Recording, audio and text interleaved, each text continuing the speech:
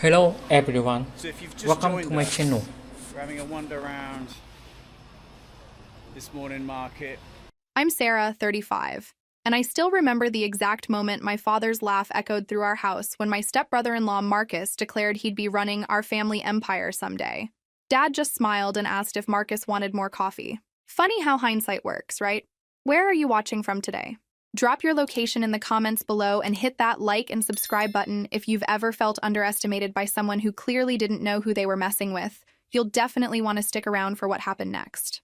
My father, Robert Mitchell, didn't start with much. Just a 22-year-old kid with a business degree from a state school and a dream bigger than his bank account. He spent 30 years building Mitchell Industries from a single construction contract into a multi-million-dollar empire. Not the flashy kind of business that makes headlines, but the solid, dependable kind that builds half the commercial buildings in 3 states. I grew up watching him work 16-hour days, missing school plays, but never missing the important stuff. He taught me about integrity, about treating people fairly, about building something that lasts. "Sarah," he'd say, reviewing blueprints at our kitchen table, "anybody can tear something down. It takes real character to build something worth keeping." When I was 15, Dad married Linda, a widow with a 10-year-old daughter named Emma. I'll be honest, I wasn't thrilled about suddenly having a stepmother and stepsister, but Dad had this way of making everyone feel wanted. Within 6 months, Linda wasn't just his wife, she was family. Emma wasn't just her daughter, she was his daughter too. The adoption papers were signed on Emma's 11th birthday. I remember Dad getting down on one knee, presenting her with a jewelry box that played "You Are My Sunshine," and officially asking if she wanted to be his daughter forever. Emma threw her arms around his neck and sobbed happy tears. Even I got a little misty-eyed, though I'd never admit it at the time. Blood doesn't make family, Dad told us both that night. Love and commitment make family. You girls are both my daughters, period. Emma thrived under Dad's guidance. She was smart, ambitious, and had this natural charm that made everyone love her instantly. Dad was so proud when she graduated valedictorian, when she got into business school, when she landed her first job. But as Emma grew up and started dating, I noticed Dad getting more protective. "It's not that I don't want her to be happy," he confided in me during one of our monthly dinners after Emma started getting serious with Marcus. "But something about that boy doesn't sit right with me. He talks about the business like it's already his, makes plans without asking, acts entitled to things he hasn't earned." I'd met Marcus a few times at family gatherings. Tall, good-looking, charming in that surface-level way that impresses parents at first meeting. But Dad was right. There was something off about how he inserted himself into business conversations, how he name-dropped clients like he'd personally secured their contracts. "Maybe you're just being an overprotective father," I suggested, though I'd noticed the same thing. Dad shook his head. "Sarah, I've been reading people for 30 years. That boy sees dollar signs when he looks at Emma, not love. Mark my words, if they get married, he'll think he's hit the jackpot." Looking back, I should have paid more attention to how often Dad's lawyer showed up at the house during Emma's engagement. At the time, I just figured it was normal business stuff. Corporate lawyers make house calls when you're worth what Dad was worth, right? Wrong. Dad was playing chess while Marcus was playing checkers. Emma and Marcus got married in a beautiful ceremony that Dad paid for without complaint. $30,000 for flowers alone, but he smiled and wrote the check. "Nothing's too good for my little girl," he said, though I caught him studying Marcus during the reception with that calculating look he got when reviewing contracts. After their honeymoon, Dad offered Marcus a position at Mitchell Industries. "Entry-level management," he explained to me privately. "Let him learn the business from the ground up like everyone else." Within 6 months, impressed by Marcus's enthusiasm and wanting to give his son-in-law a real chance to prove himself, Dad promoted him to operations manager with authority to approve routine vendor contracts and moderate expenditures. It was a gesture of trust and family goodwill that Marcus would later exploit ruthlessly. But Marcus had different ideas. Within his first month, he was suggesting improvements to processes that had worked for decades. He'd corner Dad's long-term clients at company events, promising them better deals and faster timelines without consulting anyone. He started referring to the company as "we" and "our business" in conversations with Emma's friends. The breaking point came during a board meeting I attended as part of my role in company finances.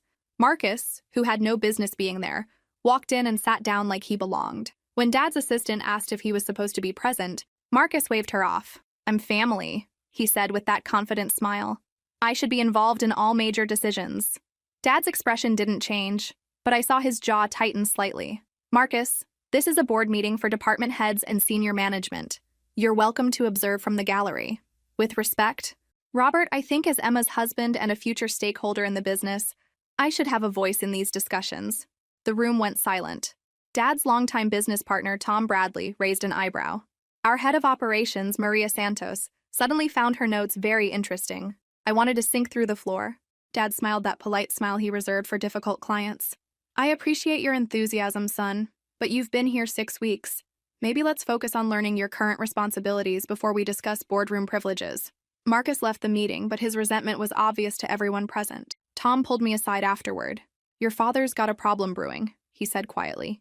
That boy thinks he's married into ownership, not employment. I started paying closer attention after that. Marcus would make unauthorized promises to suppliers, schedule meetings with potential clients without clearance, and consistently talk above his position. But the worst part was how he treated Emma like a gateway to Dad's business empire. I heard him on the phone one night when I stopped by their house. Emma was in the shower and Marcus didn't know I was there. Yeah, man, it's just a matter of time, he was saying. The old man won't live forever, and when he's gone, Emma inherits everything. We're talking $200 million minimum, plus all the real estate holdings. My blood ran cold. He was literally planning for my father's death like it was a business opportunity. Dad started working late more often, but not on construction projects. His home office light would be on until midnight, and I'd see legal documents scattered across his desk during my visits. When I asked about it, he'd just say he was updating some paperwork. What I didn't know was that he was systematically bulletproofing our family legacy. Dad had always been paranoid about estate planning, even before Emma married Marcus. He'd seen too many family businesses destroyed by inheritance disputes. Too many hardworking people lose everything to greedy relatives who showed up with lawyers after the funeral. But Marcus's behavior kicked that paranoia into overdrive. I want you to meet with my attorney next week, Dad told me over breakfast one Saturday morning. We're updating the succession planning, and there are some things you need to understand. David Chen had been Dad's lawyer for 15 years. A sharp guy who specialized in protecting family wealth from exactly the kind of predator Marcus was proving to be. His office was all dark wood and law books, the kind of place where serious money gets serious protection. Your father is concerned about certain vulnerabilities in the current estate structure, David explained diplomatically. We're implementing some safeguards to ensure the business remains stable regardless of family changes. The documents were complex, but the basic idea was simple. Create layers of protection that would prevent anyone from swooping in and liquidating Dad's life's work. Trust structures, voting rights, board compositions, all designed to keep control in responsible hands. What about Emma? I asked. She deserves her inheritance.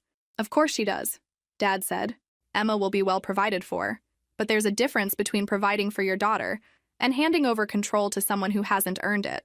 The irony was that Marcus had no idea any of this was happening. He continued his power plays at the office, his casual references to when I'm running things, his increasingly bold attempts to involve himself in decisions above his pay grade. Dad handled it all with remarkable patience. He'd redirect Marcus's suggestions into proper channels, smile politely at his presumptuous comments, and maintain professional courtesy even when Marcus clearly tested his limits.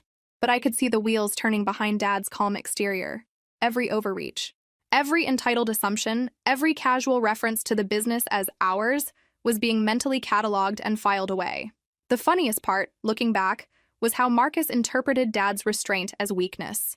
He actually seemed to think he was wearing Dad down, that his persistence would eventually pay off. He started making even bolder moves, scheduling client lunches without approval, and presenting himself as a company decision-maker to outside vendors.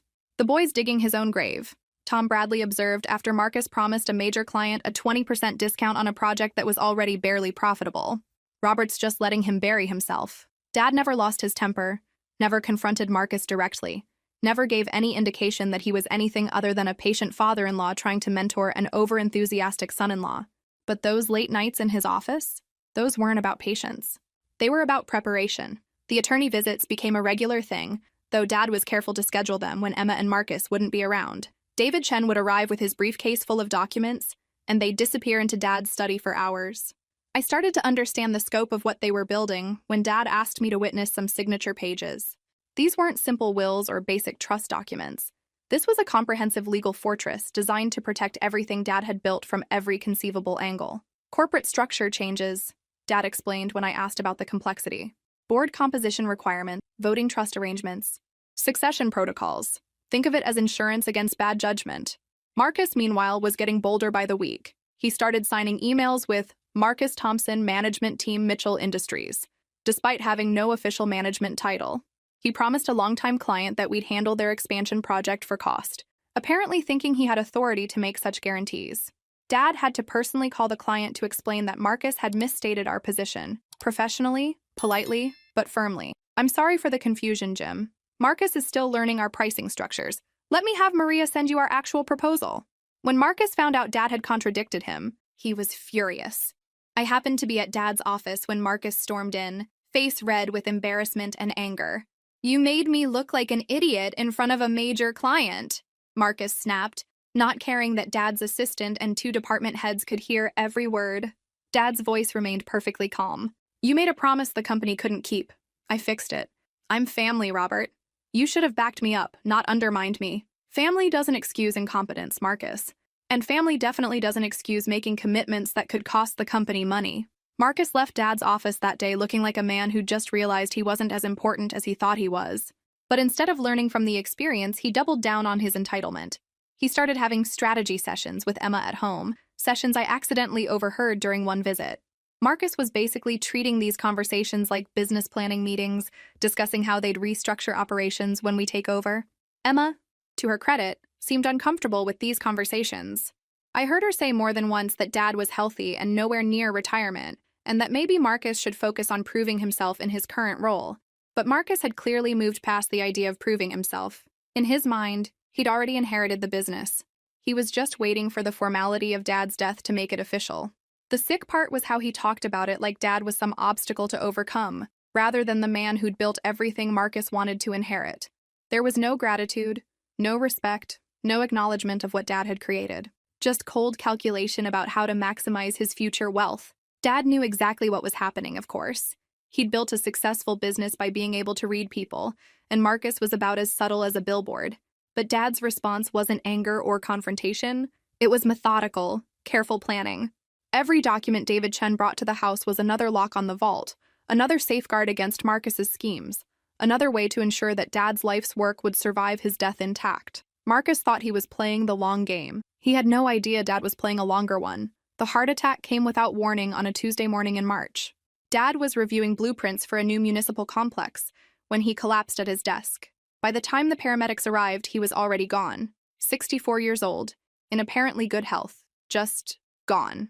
The doctor said it was massive and instant, that he wouldn't have suffered. Small comfort, but I held on to it anyway. The funeral arrangements fell to me naturally. Emma was too devastated to think about logistics, and Linda was barely holding herself together. I threw myself into the planning because it was easier than dealing with the grief. Dad would have wanted everything done properly, with dignity and respect for the hundreds of people whose lives he'd touched. We held the service at St. Matthew's, the church where he'd married Linda, where he'd watched Emma graduate from their youth program, where he'd been a quiet but generous supporter for over a decade. The sanctuary was packed with employees, clients, suppliers, community leaders, family friends. Dad had been more beloved than I'd realized. Father Martinez spoke beautifully about Dad's integrity, his generosity, his dedication to family. Tom Bradley shared memories of their 20-year business partnership. Maria Santos talked about how Dad had promoted her from bookkeeper to operations manager, how he'd believed in her when others wouldn't. Emma delivered a tearful eulogy about the man who'd chosen to be her father, who'd loved her unconditionally, who'd supported her dreams without reservation. There wasn't a dry eye in the church. The burial was private, just immediate family at Woodland Cemetery where Dad had purchased plots for himself and Linda years earlier. We stood around the grave in the March cold, saying our final goodbyes to the man who'd been the center of our family's universe. That's when Marcus decided to make his move. We were still at the graveside, the funeral director still arranging flowers, when Marcus stepped forward and put his arm around Emma's shoulders. His voice carried clearly in the quiet cemetery air. Emma's going to inherit the business and $200 million, he announced, looking directly at me. It's time this family recognized who's really in charge now. The silence that followed was deafening. Linda gasped. Tom Bradley's mouth fell open. Even the funeral director looked shocked at the timing and inappropriateness of the statement.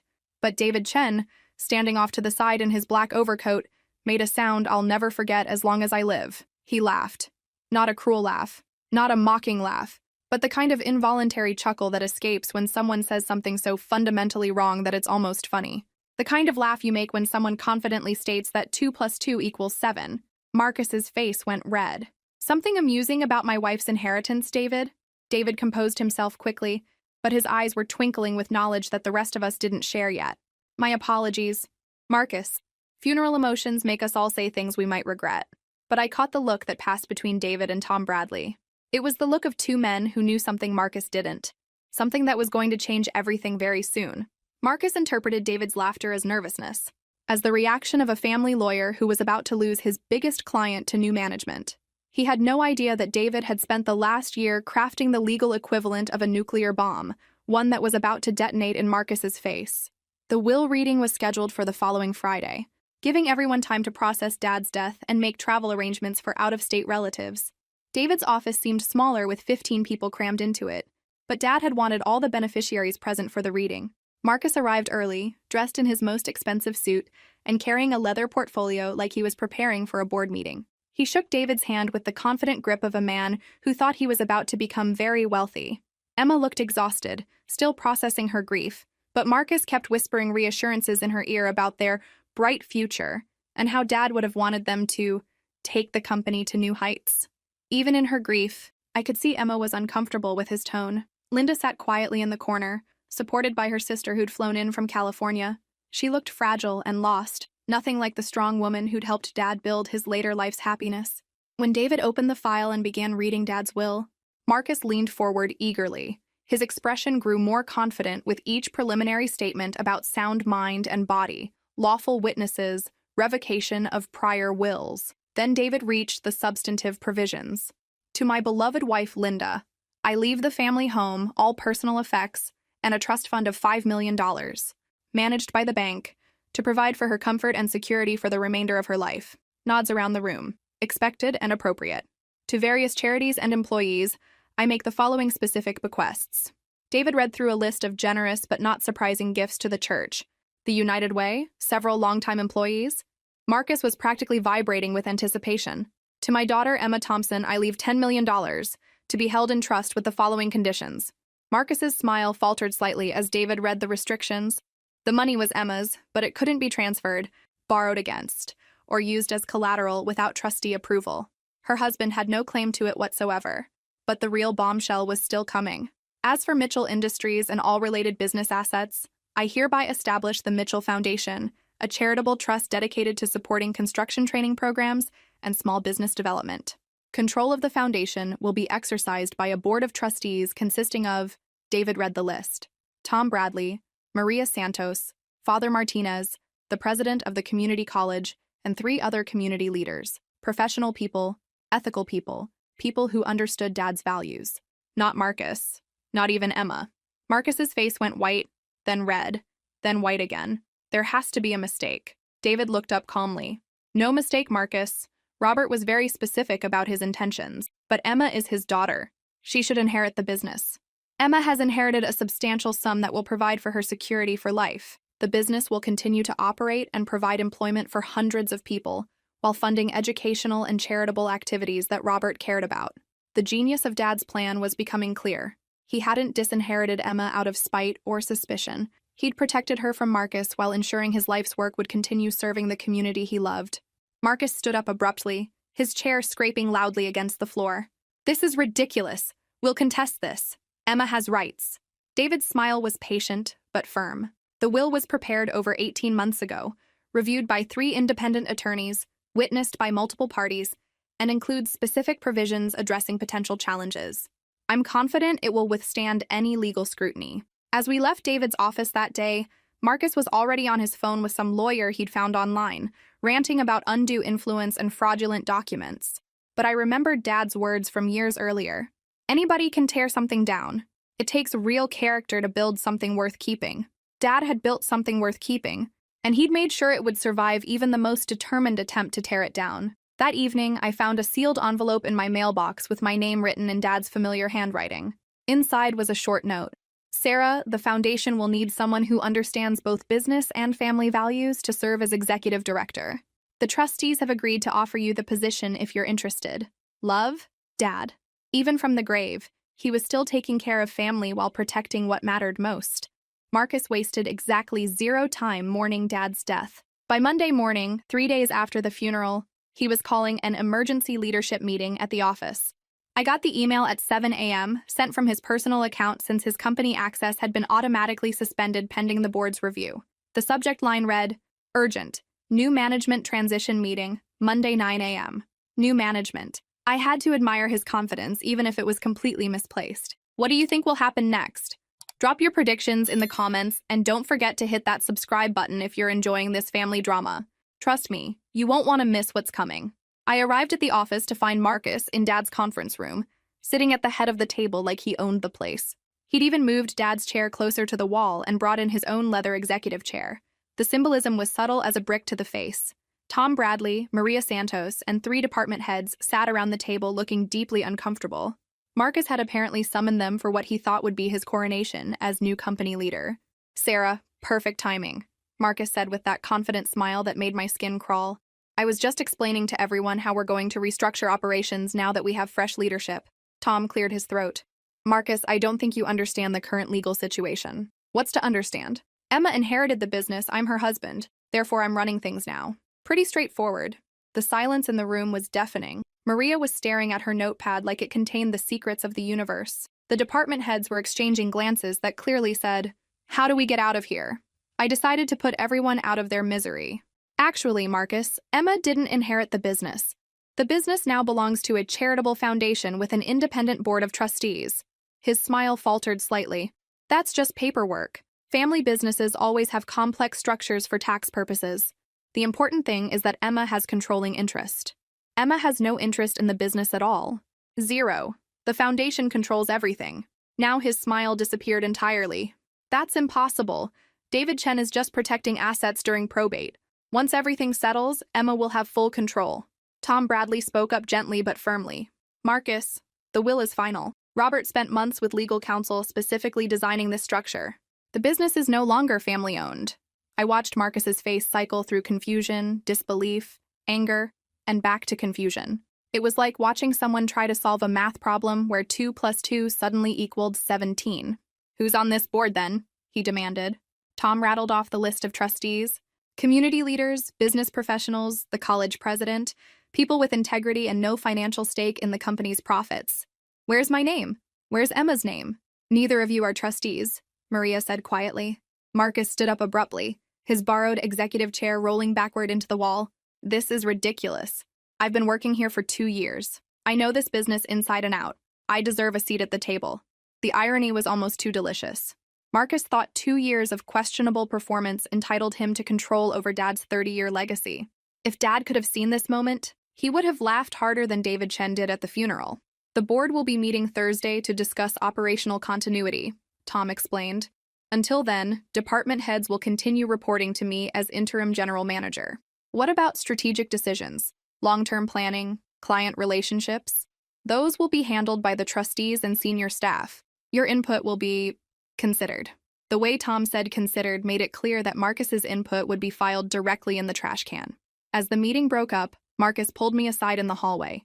His confident facade was cracking, revealing the desperate man underneath. Sarah, you have to help me understand this. Emma is Robert's daughter. She should have inherited everything. Emma inherited $10 million, Marcus. That's more than most people see in a lifetime. But the business, the company, that's where the real value is. I smiled sweetly. The real value is in continuing Dad's work and supporting the community. Exactly what the foundation will do. What I didn't tell Marcus was that I'd already started implementing the next phase of Dad's plan. As someone with temporary voting rights during the transition, I had the authority to authorize routine audits and compliance reviews. And routine audits, it turns out, can uncover all sorts of interesting information. The auditing firm Dad's company had used for years was happy to conduct a comprehensive review during the ownership transition. Standard procedure, I explained to anyone who asked. The foundation trustees want a complete picture of the business before taking control. Marcus seemed nervous about the audit, but not overly concerned. After all, what could they find? He'd been careful, clever, discreet, or so he thought. The first red flag appeared in the vendor files. Marcus had approved several large contracts with Davidson Supply Company over the past 18 months. Nothing unusual there, except that Davidson Supply was owned by Marcus's college roommate, Jerry Davidson, and their prices were consistently 15 to 20% higher than our traditional suppliers. When I pulled the purchase orders, I found Marcus's signature authorizing the vendor change. His explanation, Documented in an email to the procurement department was that Davidson offered superior quality and reliability, but the materials were identical to what we'd used for years, just more expensive. The pattern repeated with Pinnacle Equipment Rentals, owned by Marcus's gym buddy, then again with Elite Logistics, run by someone who shared Marcus's last name. Cousin, brother. I didn't really care about the family connection. I cared about the inflated pricing and the kickback potential. But the real smoking gun was in the payroll records. Marcus had been authorizing performance bonuses for himself every quarter, supposedly approved by Dad, but lacking any documentation of actual approval. These weren't small amounts either. We're talking 5-figure bonuses for a guy who'd been on the job less than 2 years and had no measurable performance metrics to justify the extra compensation. The more I dug, the clearer the pattern became. Marcus hadn't just been positioning himself to inherit the business. He'd been systematically stealing from it, using his marriage to Emma and his relationship with Dad as cover for increasingly brazen theft. My personal favorite was the consulting fee he'd paid to Thompson Advisory Services. A little research revealed that Thompson Advisory Services was a shell company registered to his brother in Nevada. For $12,000, this mysterious consulting firm had apparently provided strategic planning expertise to help Mitchell Industries optimize operational efficiency. The strategic planning expertise consisted of a 3-page document with recommendations like reduce waste and improve customer service. Brilliant insights that justified a $12,000 payment to Marcus's family. I documented everything meticulously. Spreadsheets comparing vendor prices, copies of all suspicious contracts, payroll records showing unauthorized bonuses, bank records for the shell companies. By the time I finished, I had a paper trail that would make a federal prosecutor weep with joy. The total damage was approaching $200,000 over 18 months. Not enough to bankrupt the company, but enough to fund a very comfortable lifestyle. Marcus had been treating Dad's business like his personal ATM, confident that his marriage to Emma would protect him from any consequences. What he didn't understand was that Dad had suspected something like this might happen. That's why the auditing firm had been specifically instructed to look for any irregularities in vendor relationships, bonus payments, and expense authorizations during the transition period. Marcus thought he'd been clever. Dad thought 3 steps ahead. As I compiled the evidence, I couldn't help but marvel at Marcus's audacity. He'd stolen money from the man whose daughter he'd married, whose business he claimed to love, whose legacy he'd promised to protect, and he'd done it all while positioning himself as the rightful heir to everything Dad had built. The beautiful irony was that Marcus's theft had occurred during the exact period when Dad was preparing his legal defenses. Every fraudulent contract, every unauthorized bonus, every kickback scheme had happened while Dad was working with David Chen to ensure Marcus would never get control of the company. Marcus had been digging his own grave while Dad was building the coffin. The trustee meeting was scheduled for the following Tuesday in David Chen's conference room. I'd spent the weekend organizing the audit findings into a presentation that would make the situation crystal clear to everyone involved. Tom Bradley arrived early, looking grim, but not surprised. "How bad is it?" he asked, reviewing my executive summary. "Bad enough to justify criminal charges if we wanted to pursue them?" Maria Santos whistled softly when she saw the vendor comparison charts. I wondered why our materials costs had gone up so much. Marcus always said it was market fluctuation. Father Martinez, the college president, and the other community leaders listened in stunned silence as I walked through the evidence. These were people who'd known Dad for years, who'd respected his integrity and trusted his judgment. Seeing the systematic theft that had occurred under his nose was both shocking and infuriating. Robert suspected something like this might happen, David explained. That's why he insisted on specific audit provisions in the foundation charter. He wanted protection against exactly this type of behavior. The evidence was overwhelming. Inflated contracts, kickback schemes, unauthorized bonuses, shell company payments. Marcus had been running a sophisticated embezzlement operation while presenting himself as a dedicated son-in-law. "What's our legal exposure?" asked Dr. Williams, the college president. "Minimal," David replied. "The foundation isn't responsible for pre-existing theft, but we need to address this before taking full operational control." Tom leaned back in his chair, shaking his head. 30 years Robert spent building this company's reputation. 30 years of honest dealing, fair pricing, reliable service. And this kid nearly destroyed it all for pocket change. The numbers were damning, but they only told part of the story. I'd also discovered emails where Marcus discussed his plans with Emma, emails where he treated the business like it was already his property, where he made promises to friends about future contracts once he was running the show. The most revealing email was one he'd sent to his brother about the Nevada consulting company. "Rob will never notice 12 grand, and even if he does, What's he going to do? Fire his daughter's husband? Family connections have their advantages.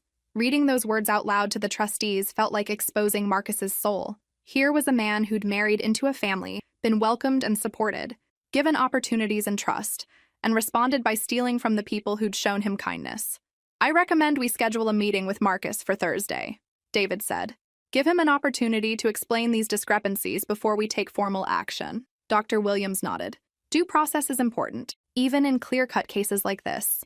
But I could see the determination in everyone's faces. These were serious people who didn't tolerate theft or betrayal. Marcus had crossed a line that couldn't be uncrossed, broken trust that couldn't be repaired. What about Emma? Father Martinez asked gently. She's been through so much already. Emma will be protected, I assured him. The Foundation's legal team will handle this carefully. She doesn't need to be involved in the criminal aspects unless she chooses to be. As we left the meeting, Tom pulled me aside. Your father would be proud of how you've handled this. Sarah, he always said you had the best combination of heart and brains in the family. Walking to my car, I thought about Dad's final gift to all of us. He'd protected the business from Marcus's greed, ensured Emma would be financially secure, and given me the tools to expose the truth. Even in death, he was still taking care of the people he loved. Marcus thought he'd been playing a long game, slowly positioning himself to inherit everything. He had no idea that Dad was playing an even longer game, one that would end with complete justice. The Thursday meeting was going to be very interesting. Marcus arrived at David Chen's office on Thursday morning dressed like he was attending a board meeting. Expensive suit, leather portfolio, confident stride. He probably thought this was some routine transition discussion where his input would be valued and his position confirmed. He had no idea he was walking into his own execution. Marcus, thank you for coming, David said professionally. We have some financial discrepancies we'd like you to help us understand. I slid the first folder across the conference table. Let's start with Davidson Supply Company. Can you explain why we switched vendors for our primary materials supplier? Marcus barely glanced at the documents. Better pricing, superior quality, standard business decision. Superior quality that costs 20% more than our previous supplier. You pay for what you get. Robert always emphasized the importance of reliable vendors. Tom Bradley leaned forward. Marcus, Davidson Supply is owned by Jerry Davidson, your former college roommate. Did you disclose this relationship when authorizing the vendor change? For the first time, Marcus looked genuinely surprised. How did you... Jerry's company provided the best value proposition. Best value at 20% markup? I asked sweetly. That's an interesting definition of value. David opened the second folder. What about Pinnacle Equipment Rentals? Also significantly more expensive than our traditional rental companies. Also owned by someone you know personally. Marcus's confident facade was beginning to crack. Look, I know these people are qualified. I trust their work. That's worth paying a little extra for reliability. A little extra? Maria Santos had been quiet up to this point, but the numbers clearly offended her professional sensibilities. Marcus, these contracts cost the company an extra $60,000 over 18 months. That's not a little extra. That's systematic overpayment. What about Thompson Advisory Services? I asked, sliding the most damning folder across the table. $12,000 for a 3-page report recommending that we reduce waste and improve customer service. Pretty expensive advice for such obvious suggestions. Marcus went pale. I don't recall the specific details of that consulting engagement. Really? Because Thompson Advisory Services is owned by your brother in Nevada. The same brother who lives in your guest house 3 months out of the year? The silence in the room was deafening. Marcus looked around the table like a trapped animal, realizing for the first time that this wasn't a friendly business discussion. This was an interrogation. I think there's been some misunderstanding, he said, his voice lacking its usual confidence. These were all legitimate business expenses approved through proper channels. David slid the payroll records across the table. What about the quarterly bonuses you authorized for yourself? $25,000 total over the past year. Can you show us Robert's approval for these payments? Robert knew about the bonuses. He wanted to reward good performance. But there's no documentation of his approval. No emails, no written authorization, no board minutes, just your signature authorizing payment to yourself. Tom's voice was ice cold. Marcus, you've been stealing from this company for 18 months. Vendor kickbacks, unauthorized bonuses, fraudulent consulting fees. The total exceeds $200,000. Marcus stood up abruptly, knocking his chair backward. This is ridiculous. I'm family. I would never steal from Robert's company. You're not family, I said quietly. You're Emma's husband, and you've been using that relationship to commit fraud. The room went silent. Marcus looked around the table one more time, seeing only stern faces and damning evidence. His shoulders sagged as the reality of his situation finally penetrated his denial. "What happens now?" he asked, his voice barely above a whisper. David's response was crisp and professional. "Your employment is terminated immediately for cause. Security will escort you from the premises. All company property must be returned, including keys, access cards, and any confidential information. And the criminal charges? That depends on whether you cooperate with the transition and asset recovery process. Full cooperation might influence our decision about involving law enforcement." Marcus gathered his things in stunned silence. 2 security guards were waiting outside the conference room to ensure his departure was swift and complete. As he reached the door, he turned back one final time. "Emma doesn't know about any of this." "We know," I said. "Emma will be protected. Unlike you, we actually care about family." Watching Marcus walk out of David Chen's office, I felt a profound sense of completion. Dad's plan had worked perfectly. The thief had been exposed, the company was protected, and justice had been served without Emma being damaged in the process. Marcus thought he was smart enough to steal from a man who'd built a business empire through careful planning and attention to detail. He learned the hard way that Dad was always 3 steps ahead. Emma called me that evening, her voice shaky and confused. "Sarah, Marcus came home acting strange. He said he'd been let go from the company, but he won't explain why. Do you know what happened?" I'd been dreading this conversation all day.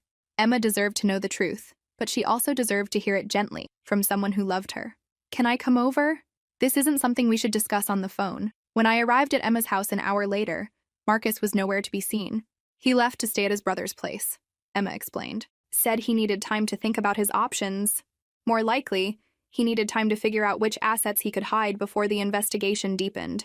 I sat Emma down in her living room, the same room where I'd overheard Marcus planning Dad's financial future years earlier. The irony wasn't lost on me. "Emma, Marcus was terminated for stealing from the company. We found evidence of vendor fraud, unauthorized bonuses, and kickback schemes going back 18 months. The color drained from Emma's face. "Stealing? That's impossible. Marcus would never—" I opened my briefcase and pulled out copies of the key documents. "I'm sorry, but the evidence is overwhelming. He's been using his position to enrich himself and his friends at the company's expense." Emma stared at the vendor contracts, the payroll records, the bank statements for Thompson Advisory Services. I watched her process the information, seeing her husband's betrayal laid out in black and white. "He used my name," she whispered, pointing to a contract where Marcus had written, "Approved by Emma Thompson," in the margin. "He forged my approval on company documents." "That's what made this so devastating, Emma. Marcus didn't just steal from Dad's company. He used your reputation and your relationship to Dad as cover for his crimes." Emma began to cry. Not the dramatic tears of someone seeking sympathy, but the quiet tears of someone whose world had just collapsed. The man she'd married, the man she'd trusted, had been systematically stealing from her adoptive father while planning to inherit everything. "How could I not have known?" she asked. "How could I live with someone for 3 years and not see this?" "Because you're a good person who assumes other people are good too." Marcus counted on that. He counted on Dad's love for you, your trust in him, and the family's desire to avoid conflict. I handed her tissues and sat quietly while she processed the magnitude of Marcus's betrayal. The man who'd promised to love and honor her had been stealing from her father's legacy, using her name as a shield, and planning to control assets that weren't his to take. "What do I do now?" Emma asked finally. "First, you protect yourself legally. Marcus involved you in his schemes without your knowledge. We need to make sure you're completely separated from any criminal liability." I pulled out a business card. "This is Jennifer Walsh, one of the best family attorneys in the state. She specializes in protecting spouses from partners' criminal activities. I've already spoken with her about your situation. Second, you need to decide about your marriage. I can't make that choice for you, but I can tell you that Marcus's behavior shows a pattern of deception and manipulation that goes far beyond financial crime." Emma nodded slowly. "He never loved me, did he? I was just his ticket to Dad's money." "I think Marcus loved the idea of you. The successful daughter of a wealthy businessman, the key to everything he wanted but couldn't earn himself." Over the next 2 hours, we went through Emma's options step by step. Jennifer Walsh could handle the divorce proceedings while protecting Emma's inheritance from any claims Marcus might make. The Foundation's legal team would ensure that Emma wasn't implicated in Marcus's crimes. Most importantly, the trust provisions Dad had insisted on meant that Marcus had no claim to Emma's $10 million. He'd married her thinking he was marrying into wealth, but Dad's careful planning had ensured that the wealth would remain with Emma alone. "Dad knew, didn't he?" Emma asked as I prepared to leave. "He saw what Marcus was really like and protected me from him." Dad loved you enough to prepare for every possibility, even the ones he hoped would never happen. As I drove home that night, I thought about Dad's final act of protection. He'd saved Emma from financial ruin, saved the company from a predator, and ensured that justice would be served even from beyond the grave. Marcus thought he was playing the long game. Dad played the longest game of all. 6 months later, Mitchell Industries was thriving under the foundation's management. The inflated vendor contracts had been renegotiated, saving the company nearly $100,000 annually. Employee morale was higher than it had been in years, partly because everyone knew they were working for something larger than corporate profits. Marcus had disappeared quietly, his divorce from Emma finalized without drama thanks to the prenuptial agreement Dad's lawyer had insisted on. The criminal charges were dropped in exchange for full restitution and a signed confession detailing his schemes. He'd moved to another state, probably to find new opportunities for reinventing himself. Emma was doing well, considering everything she'd been through. The therapy had helped her process not just Marcus's betrayal, but also her grief over losing Dad. She'd started using her inheritance to support causes Dad had cared about, including a scholarship fund for kids from working-class families who wanted to study business or engineering. "I want to do something that would make Dad proud," she'd told me when we met for lunch the previous week. "He gave me so much more than money. He gave me values and purpose." I'd taken the position as executive director of the Mitchell Foundation, using my business background to ensure Dad's legacy continued growing. We were funding construction training programs at 3 community colleges, providing small business loans to local entrepreneurs, and supporting youth sports leagues throughout the region. If this story resonated with you, make sure to like and subscribe for more stories about family, justice, and the power of careful planning. Sometimes the best revenge isn't immediate satisfaction, but long-term protection of the people and values you love most. The Foundation's offices were in the same building where Dad had started Mitchell Industries 30 years earlier. His picture hung in the conference room, not as a shrine to the past, but as a reminder of the values that guided our work: integrity, fairness, community service, and the understanding that true wealth comes from building things that last. Tom Bradley stopped by my office that afternoon, carrying a folder of proposals from local charities requesting foundation support. "Your father would be amazed by what this has become, Sarah. He built a company to provide for his family. Now it's providing for hundreds of families." "That's exactly what he would have wanted," I replied, reviewing applications for the construction training program. Dad always said the best businesses serve their communities, not just their owners. The final twist in Dad's plan had taken months to fully appreciate. By converting the business into a charitable foundation, he'd ensured that it would never be vulnerable to the kind of greed and mismanagement that Marcus represented. Future generations couldn't sell it, raid it, or destroy it. It would continue serving the community indefinitely, a living monument to Dad's values. Marcus had spent 2 years positioning himself to inherit a multi-million-dollar business. Instead, he'd lost his job, his marriage, his reputation, and his freedom. The man who'd stood over Dad's grave announcing his inheritance plans had ended up with nothing except criminal charges and public shame. The beautiful irony was that Dad's real wealth had never been the money or the business assets. It was the relationships he'd built, the values he'd instilled, the community he'd served. That wealth couldn't be stolen, inherited, or destroyed. It could only be passed forward to people who understood its true value. Emma and I had both inherited that real wealth. We'd learned from Dad's example how to build things that matter, how to protect the people we love, and how to ensure that justice prevails even when it takes time to arrive. Marcus thought he was marrying into money. He had no idea he was challenging a man who'd spent 30 years learning how to protect everything that mattered to him. Dad got the last laugh after all, and it was even better than David Chen's laugh at the funeral, because it lasted forever.